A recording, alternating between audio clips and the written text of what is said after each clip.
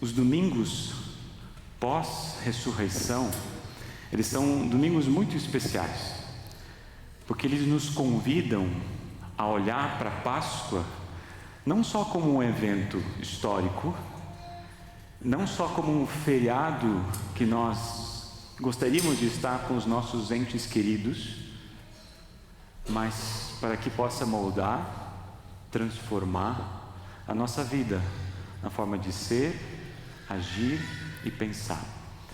Mas de uma forma especial hoje que possa moldar também o nosso testemunho, para que a gente possa dizer, falar aquilo que Deus colocou em nossos corações, como um presente.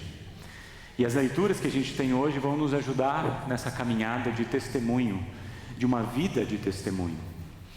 Quando a gente olha para o Evangelho, os discípulos estavam meio que fechados, trancados, escondidos, com medo, porque se fizeram com Jesus, certamente fariam com Ele, ou com todos eles.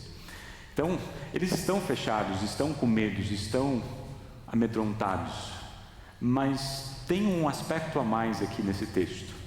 Eles também naquele momento não tinham nada para testemunhar, porque até aquele momento Jesus estava com eles, e a presença de Jesus é que moldava o testemunho que eles tinham.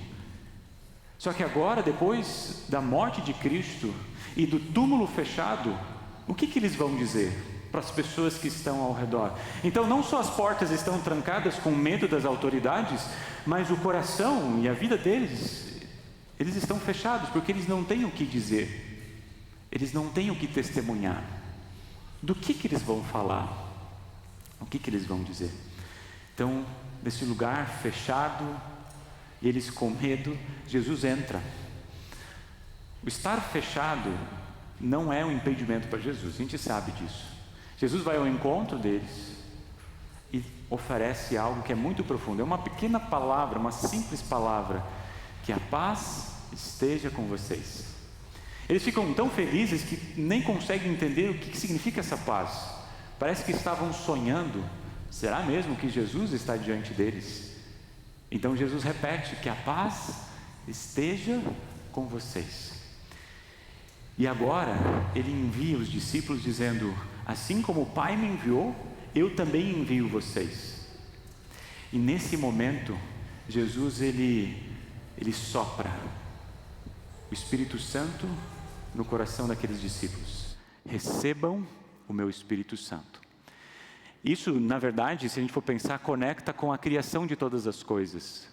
Quando Deus, quando criou Adão e Eva, Ele soprou sobre os discípulos, sobre Adão e Eva, o sopro da vida, a própria vida.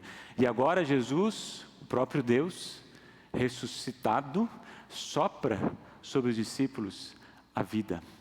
Agora, de uma maneira muito especial, o seu perdão.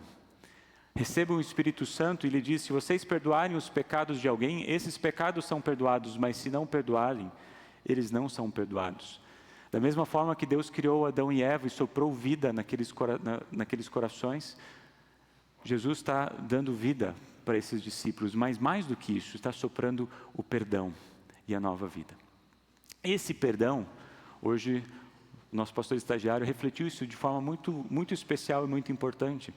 Todas as vezes que estamos reunidos em um culto e o perdão é anunciado, não é em nome do pastor, mas é o próprio Deus dizendo para o seu coração: os teus pecados estão perdoados. E não é uma informação, mas é como se o sopro da vida estivesse sendo também soprado no coração e na vida de vocês. Mas tem um que não estava ali presente naquele momento: Tomé. A gente não sabe a razão, o motivo deles não estar ali, e não importa isso também. Mas agora a gente vai perceber uma mudança dos discípulos, agora apóstolos, porque eles foram enviados para uma missão específica de anunciar o perdão. Agora eles falam para Tomé: nós vimos o nosso Senhor, nós vimos o Salvador. Tomé, assim como muitos de nós, também assim duvidamos. Deixa eu ver, deixa eu tocar, deixa eu sentir. Jesus, ele não se importa com isso, mas ele vai ao encontro de Tomé e fala: vem aqui, Toque o meu lado, toque a minha mão, pare de duvidar e creia. Tem um detalhe nessa narrativa aqui do Evangelho que para mim é muito interessante. Por que Jesus, ao ressuscitar, manteve os sinais das cicatrizes em seu corpo? Para os discípulos, para os apóstolos e também para nós. Não foi apenas Tomé que tocou e sentiu no Jesus ressuscitado, mas a gente vai ouvir o próprio testemunho da 1 João, o apóstolo João, quando ele diz: a palavra da vida, na qual nós vimos, ouvimos e tocamos. Todos eles tocaram nesses sinais do Cristo ressuscitado, que se tornou base do testemunho. Lá em 1 João ele vai dizer: mas agora vocês ouvem o nosso testemunho. E a primeira situação que sai da boca de Tomé é uma confissão de fé. Agora eles têm o que dizer. Agora seus corações estão preenchidos de uma esperança que não é só para esta vida. Ele diz: meu Senhor e meu Deus. E o final desse evangelho é muito significativo, porque ele vai dizer muitas outras coisas Jesus fez. Muitos outros sinais Jesus fez. Mas esses que estão escritos e foram revelados neste livro, ou neste evangelho, é para que você creia que Jesus é o seu Senhor e Salvador. E para que, crendo nele, vocês tenham vida eterna. Esses sinais, eles servem, que agora se tornam base do testemunho dos apóstolos e dos discípulos, base para a nossa vida e fé também. Nós também ouvimos um testemunho dos apóstolos no culto de hoje. E isso também se torna base para a nossa fé. Os discípulos estavam com portas trancadas. Estavam com medo. Mas algo aconteceu para que agora eles tivessem coragem, ousadia para sair e não ter mais medo dos judeus e daquilo que eles poderiam fazer com eles, como fizeram com Jesus. Agora, eles tinham no coração algo a testemunhar.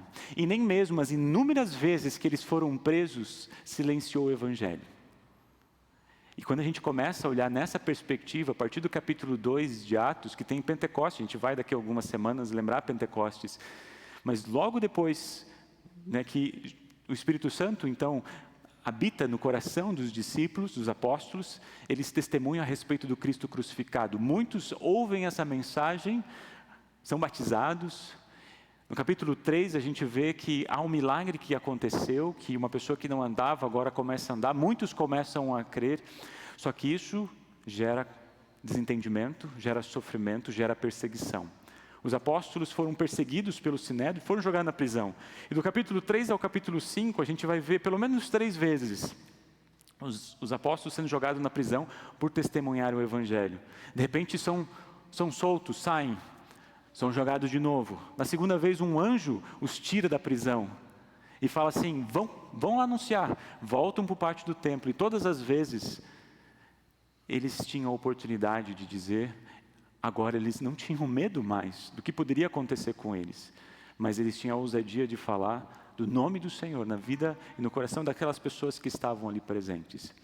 Diz lá no capítulo 4, diante de todo o Sinédrio, a salvação só pode ser conseguida por meio dele, pois não há no mundo inteiro nenhum outro que tenha dado aos seres humanos por meio do qual possamos ser salvos. Não tinham mais medo de falar desse nome. Agora tinham o que dizer. Jesus havia ressuscitado e agora a salvação por causa desse nome.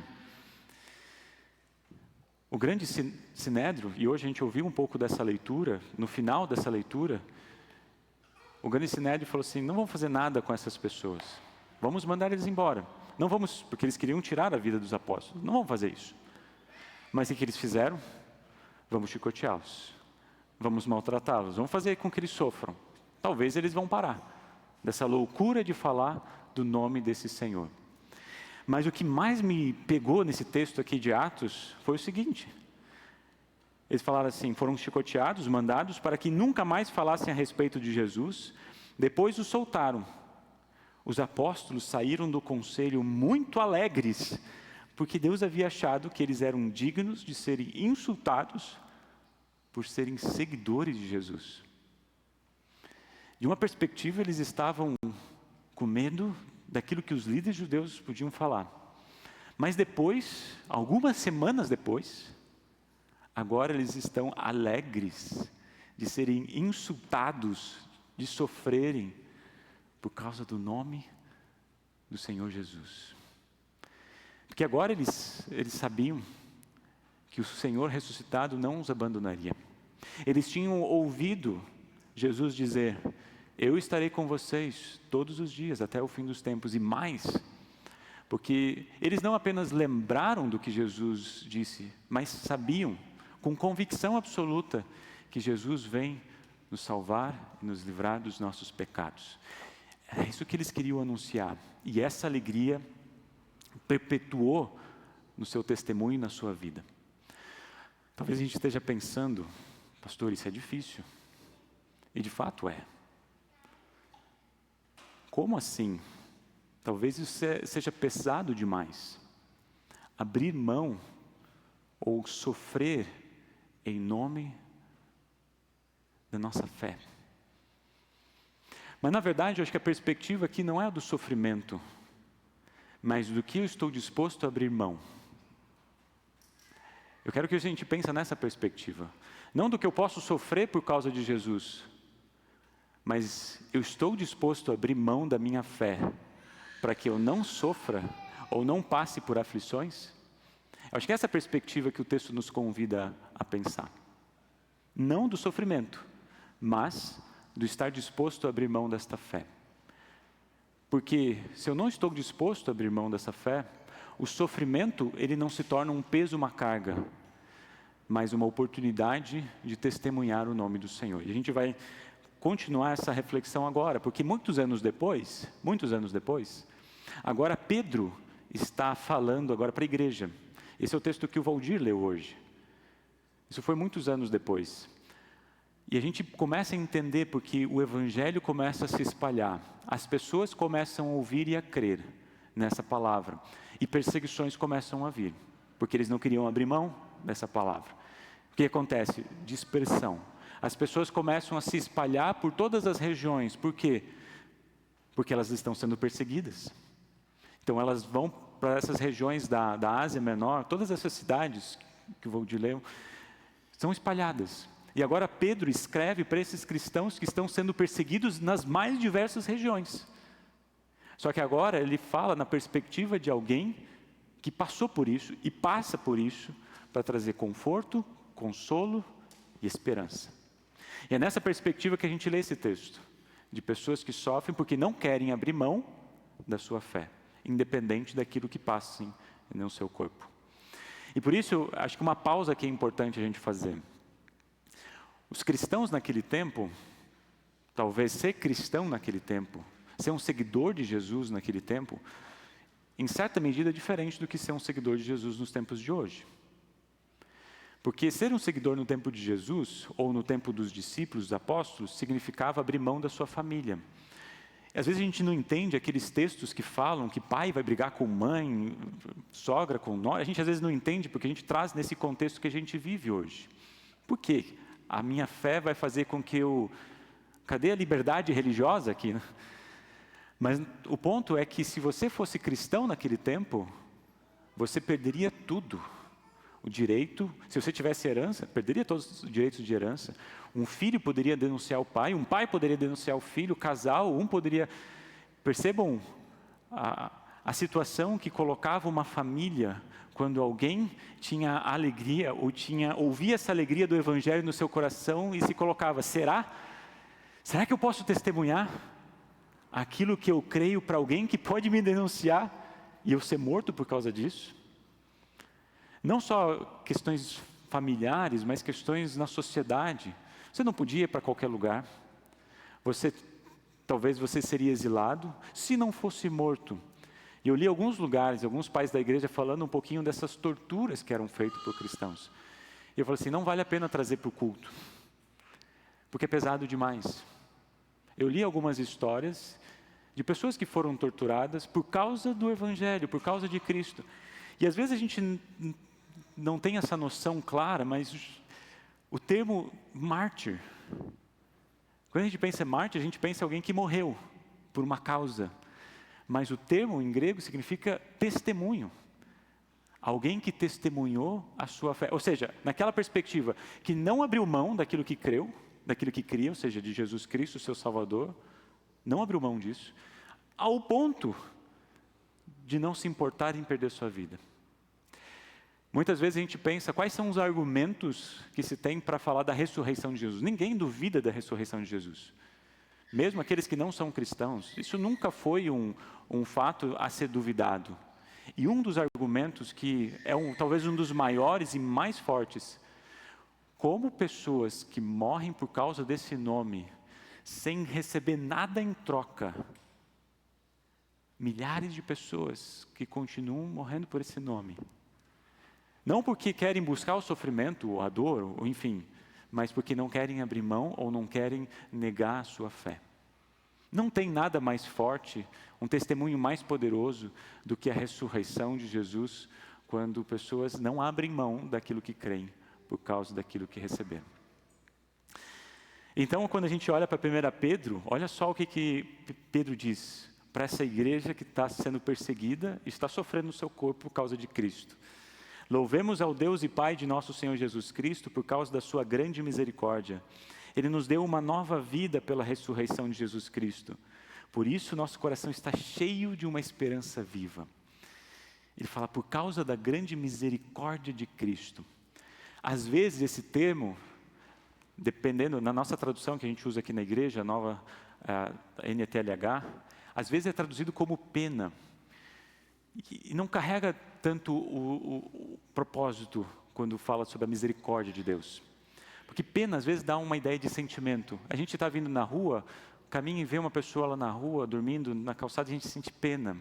A gente vê alguém que sofreu uma injustiça, a gente sente pena dessa pessoa. Alguém que perdeu tudo, a gente sente pena. Talvez até o termo misericórdia, às vezes, é usado. Mas no contexto bíblico, o sentido da palavra mesmo, misericórdia não é apenas um sentimento. Você está incluído o sentimento, mas é uma ação. Se eu sinto misericórdia, se Deus sente misericórdia, Ele vai fazer algo por mim. E não apenas sentir uma injustiça no meu coração, na minha vida. Então, por causa da tua misericórdia, se espera, o que Deus vai fazer? O que Deus está fazendo? É aquele momento, talvez vocês vão lembrar do cego, o cego Bartimeu, quando ele chegou assim gritando para Jesus, Senhor, tenha misericórdia de mim. Será que esse cego estava esperando dizer assim, olha, Jesus dizer, de fato, é ruim, né? Ficar a vida inteira sem ver. Mas Jesus, Ele faz algo. Às vezes a gente se confunde que o agir de Deus seja curar, colocar à vista ao cego, aquele cego Bartimeu, mas não é. O milagre é apenas uma consequência, mas aquilo que Jesus veio fazer foi, os teus pecados estão perdoados. O perdão é muito maior do que ter curado a vista daquele cego. Então Jesus faz, o que ele faz aqui? O que está revelado nesse versículo? Ele faz duas coisas. Coloquei 4, né? Não, 2 só. Faz mais, né? Mas aqui nesse texto é 2 coisas. Nos dá uma nova vida. Como é que a gente tem essa nova vida? Pelo batismo. Nós nascemos de novo. Nós recebemos uma nova vida. Nós fomos resgatados da morte. E a segunda coisa, o perdão dos seus pecados. Por causa da grande misericórdia de Deus, nós nascemos de novo e nossos pecados são perdoados. Por isso estejam alegres, né? Isso é nossa esperança viva. Os discípulos, será que eles não clamavam por misericórdia? Agora a gente pode chamar apóstolos porque eles foram enviados, né? Os apóstolos, será que eles não clamavam por misericórdia? Clamavam. E o que eles receberam? O novo nascimento e o perdão dos pecados. Quando eles clamavam por misericórdia, por que Deus permitiu com que eles continuassem sendo açoitados, perseguidos, mortos? Porque só um morreu de forma natural, todos eles morreram de uma forma muito brutal. Por quê? Não clamavam por misericórdia? Certamente. Quando clamamos por misericórdia, talvez a gente vá lembrar daquele refrão que a gente canta do Castelo Forte. Talvez vocês vão lembrar das palavras de Lutero, que ele falou assim, pode ser que nossos bens se vão. Nossos bens, riqueza, vida, lar, proveito não se há. porque o céu é a nossa herança. A gente canta. Uma coisa é cantar, outra coisa é viver isso no dia a dia. Quando a gente clama a misericórdia de Deus, a gente não está clamando, olha Senhor, que não aconteça nada na minha família, que não aconteça nada no meu trabalho, que não aconteça nada nos meus relacionamentos, que não aconteça nada no meu lar, que eu não passe por sofrimentos ou aflições. Eu não está clamando isso. A gente até pode pedir por isso, a gente ora ao Senhor, a gente ora na igreja para que Ele possa cuidar e estender a sua mão. Mas a misericórdia de Deus não quer dizer que Deus cuidou de mim, por isso eu não vou passar por isso. Os discípulos e os apóstolos clamaram por misericórdia, eles receberam. A gente, ao clamar por misericórdia, também assim o recebe. Uma herança que é muito mais, é guardada não num banco, por mais poderoso que seja o banco, uma herança que é guardada nos céus, diz o Pedro, né? Guardada pelo próprio Deus, que não estraga, que não perde o valor, que dura para sempre. Quando clamamos por misericórdia, não estamos pedindo que a gente não tenha dores ou sofrimentos. Os textos nos ensinam o contrário. Quando clamamos por misericórdia, a gente está clamando ao Senhor, não me faça, ou não deixe com que os sofrimentos me façam negar o seu nome, ou me façam cair da fé. Mas quando eles vêm, e o cristão ele nunca busca o sofrimento, mas o cristão ele reforça, através do testemunho, do sofrimento o testemunho. Em vez de perguntar, por que eu, Senhor? A ressurreição de Jesus, que é colocada em nosso coração e na nossa boca, pode transformar essa pergunta dizendo, ó Senhor, como esse sofrimento que estou passando agora pode me dar a oportunidade de falar da Tua grande misericórdia? E quando a gente muda a perspectiva, a gente entende aquilo que Pedro está dizendo. Alegrem-se por isso. Alegrem-se por isso, se bem que agora é possível que vocês fiquem tristes por algum tempo por causa de muitos tipos de provações que vocês estão sofrendo. Quando clamamos por misericórdia, não pedimos um caminho mais fácil. Não pedimos por atalhos. Não pedimos para que o Senhor resolva os nossos problemas. Quando clamamos por misericórdia, estamos entregando nossa vida nas mãos do Senhor, sabendo que nós recebemos uma nova vida por meio do batismo e os nossos pecados estão perdoados todas as vezes que assim nos arrependemos e nos colocamos diante do Senhor. Por que a Páscoa é importante? A mensagem da Páscoa? Porque ela transforma a maneira como a gente olha o mundo. Se antes os discípulos não tinham o que dizer, agora eles têm. Pós-Páscoa, a gente tem o que dizer. Não só em palavras, mas em ações. A gente sabe que por meio do batismo nós recebemos uma nova vida, um fôlego da vida. Foi soprado sobre os nossos corações a chama da fé. Na palavra que é lida e anunciada a cada encontro que a gente tem com o Senhor, nossa fé é fortalecida e amparada. Na presença no pão e no vinho de Jesus Cristo, quando Ele se dá corporalmente para nós, a gente sabe que Ele vem nos conduzir e nos trazer o seu perdão e nos dar essa paz. Vocês conseguem ver essa diferença? A diferença que os textos bíblicos nos colocam diante de nós hoje? Como a mensagem da Páscoa molda as nossas vidas e corações. Mas pode ser que a nossa caminhada de vida, em algum momento, em algum sentido, a gente seja que nem os discípulos, que estejam lá com o coração fechado, com portas fechadas, com medo daquilo que pode acontecer na vida deles. Talvez em algum aspecto da nossa vida a gente tenha um medo do futuro, um medo de algum tipo de aflição que a gente possa passar, medo de uma questão de trabalho, de alguma doença, alguma dificuldade, no relacionamento. Às vezes não ser ouvido, medo de não ser amado, não ter reconhecimento. Os medos são inúmeros. O medo nos fecha o coração. Mas com a mensagem da ressurreição nos lembra e nos diz, nada está fechado às mãos do Senhor. Ele vai ao nosso encontro, Ele vai ao seu encontro, vai ao encontro de todos nós, oferecendo uma paz. A paz esteja com vocês. A minha oração é que a mensagem da ressurreição transforme a nossa maneira de ver o mundo. Porque eu não quero abrir mão daquilo que eu recebi, de graça e por graça da parte do Senhor. Não quero abrir mão. Mesmo que isso me leve a passar por momentos de muitas aflições e angústias. E no momento onde essa mensagem ela brota no meu coração, vem uma alegria tão grande, que tudo isso se torna oportunidade de testemunho. Não um peso a ser carregado, mas uma oportunidade de testemunhar. Para que a gente possa, na caminhada da nossa vida, poder, com alegria, testemunhar essa verdade. Talvez, quando vamos ao encontro de alguém que está com alguma porta fechada, talvez vocês não estejam com portas fechadas para o Evangelho. Não. Mas, quem sabe, pessoas que vocês conhecem estão com portas fechadas para o Evangelho. Para esse Jesus ressuscitado. E naquilo que vocês vão, no momento que vocês vão, assim como os discípulos foram, essa mensagem que o Espírito Santo ela vai causar, vai fazer com que essas pessoas possam sorrir novamente.